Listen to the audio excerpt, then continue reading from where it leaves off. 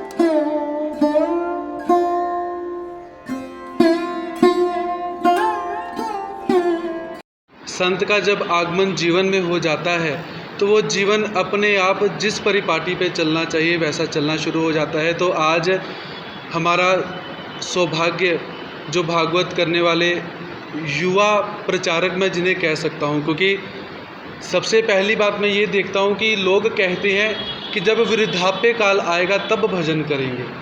तो हम सब के बीच में भागवत कथा करने वाले जो युवा संत यहाँ पर उपस्थित हैं, श्रीमान शिवम तिवारी जी, जो कि हमारी इस अमृतसर की पवित्र नगरी के अंदर बीते 6 दिन से भगवान श्री कृष्ण महाराज जी की लीलाओं का यहाँ पर गान कर रहे हैं। और हमारे अमृतसर की जो भक्त जनता है, श्री कृष्ण भगवान जी को प्रेम करने वाली जनता है, भगवान जी के नाम का जय घोष करती है और अपने जीवन को अच्छी तरह से वो चलाने का प्रयास कर रहे हैं। तो आज हमारे इस मंदिर में भागवताचार्य श्रीमान शुभम तिवारी जी यहाँ पर ठाकुर जी को नतमस्तक होने के लिए और सब प्रेम भेंट यहाँ पर प्रदान करने के लिए उपस्थित हुए हैं। तो सबसे पहले मैं प्राचीन मंदिर श्री जय कृष्णा चौंक पासिया अमृतसर की तरफ से और हमारे मंदिर के सभी कार्यकर्ताओं की तरफ से आप जी का हार्दिक स्वागत करता हूँ। यहाँ भी कुछ कृपा रही तो आने वाले समय में यहाँ पर आकर भी प्राचीन हमारे इस मंदिर में भी आप आकर कथा कीजिए। आपको हम न्योता देते हैं, आपका अभिवादन करते हैं, क्योंकि परमात्मा का नाम प्रत्येक जगह में सुनने को मिलता है, लेकिन ऐसे दिव्य प्राचीन मंदिरों में जब परमात्मा का नाम का और उद्घोष हो जाए और परमात्मा का नाम सुनने को मिल जाए तो सोने पे सुहागा हो जाता है। क्योंकि हमारा ये जो जय कृष्णा मंदिर है बहुत ही प्राचीन मंदिर है और भगवान श्री कृष्ण महाराज जी के साथ जुड़ा हुआ है।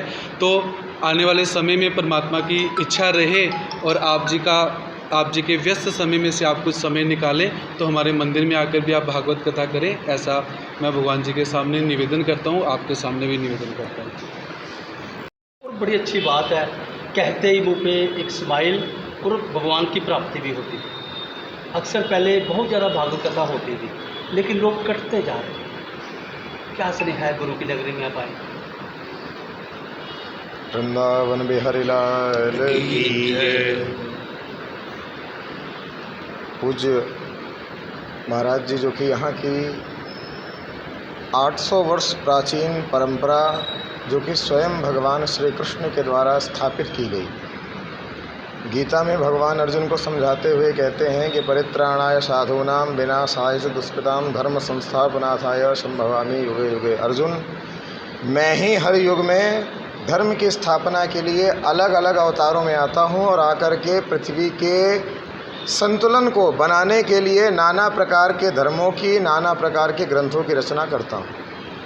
हमारे यहाँ भागवत में भगवान नारायण के 24 अवतार कहे गए हैं, जिसमें से भगवान का सबसे मुख्य अवतार महर्षि वेदव्यास का है। ये वो अवतार है जिन्होंने वेदों को सरल भाषा में कन्वर्ट करके पुराणों से कथाओं के माध्यम से, कि अगर आज का हिंदू, आज का भक्त भगवान के ग्रंथों को, क्योंकि ये बहुत विशाल है, हरि अनंत हरि कथा अनंता, ये पढ़ नहीं सकता तो कम से कम सुन ले, जिससे सुनने मात्र से ही कलिकाल में उसके जीवों का कल्याण हो जाए। कथा के माध्यम से भारतवर्ष के कई राज्यों में, कई शहरों में जाना होता है। पिछले 5 बार से अमृतसर में आना और अमृतसर की इस पावन धरा की संस्कृति को देख करके, गुरुओं की संस्कृति को देख करके ये सीखने को मिलता है कि व्यक्ति के जीवन में सेवा भाव कैसा होना चाहिए। इस बार की कथा जब लॉरेंस रोड के श्री बिजली पहलवान मंदिर में आयोजित की गई, तो उस कथा के निमित्त जब इस दिव्य प्राचीन धरोहर में, जो कि श्री चक्रधर स्वामी जी के द्वारा स्थापित की गई, उस दिव्यता, उस भव्यता और उस वैकुंठ में आकर के ये प्रत्यक्षत दिखता है। होता क्या है, हमारे सनातन में जब कोई प्राचीन शब्द बोला जाता है तो वो प्राचीन सुनते ही याद आता है कि कोई पुरानी सी जगह होगी, प्राचीन परंपरा की होगी।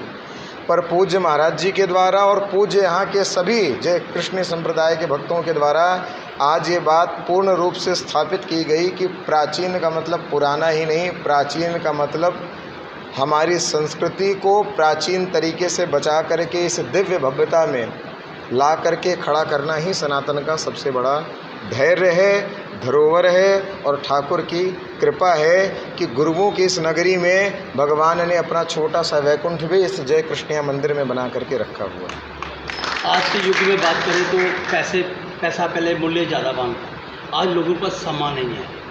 और पहले देखते थे 2-2, 3-3, 4-4 दिन, एक सप्ताह कथा होती थी, भाग्य कथा पढ़ी जाती थी। लेकिन आज कहते हैं 2 घंटे में, 4 घंटे में निपटाओ। और दिल नहीं लगता कुछ श्रद्धालुओं का मंदिर में आके, कथा में आके भी। लिखा किसी ने, जब मैं भजन से बैठा तो मन मारता हुआ। क्या मैसेज है उनके लिए जिनका कथा में आके भी मन नहीं लगता? देखिए, सबसे पहली बात कि कथा है क्या। कथा किसी जानवर के लिए नहीं है, किसी पशु पक्षी के लिए नहीं है। कथा केवल भगवान ने बनाई है मनुष्यों के लिए। क्यों? क्योंकि मनुष्य के इस शरीर को मिलने का जो मुख्य कारण है, उस कारण को जान सके और कथा के माध्यम से वो उस कार्य को, उस प्रयोगों को करके इस मनुष्य की योनि से बाहर निकल सके। अब आज का जो समय है, लोगों का कथाओं में मन नहीं लगता। आज का जो समय है, देखिए बात वही आ गई ना, भगवान की माया, जो कि अभी आपने कुछ देर पहले महाराज जी से बात करते हुए कहा था, भगवान की माया इतनी प्रभावशाली है कि अगर सभी लोग आकर के भक्ति करके मुक्त होने लगेंगे तो नरक में जाने के लिए या सृष्टि में भटकने के लिए भी कुछ जीवों को होना चाहिए। तो कथा में बैठने के बाद ऐसा नहीं है कि सबका मन नहीं लगता। जिसका मन नहीं लगता ये समझ लेना चाहिए कि अभी इनको कुछ समय तक और भ्रमण करना है इस 84 लाख की योनि में।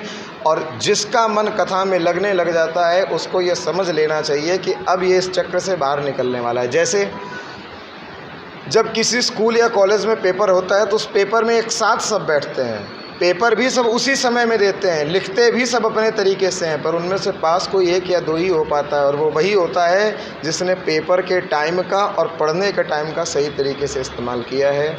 परंतु ये बात देख करके आश्चर्य लगती है कि इतने कलिकाल में जहाँ लोगों के पास अपने व्यापार, बिजनेस और घर के अलावा टाइम नहीं है, इस अमृतसर की इस पावन धरा पर आकर के आज हमारी कथा का प्रसंग चल रहा था कि भगवान ने ब्रजवासियों को वैकुंठ का दर्शन कराया।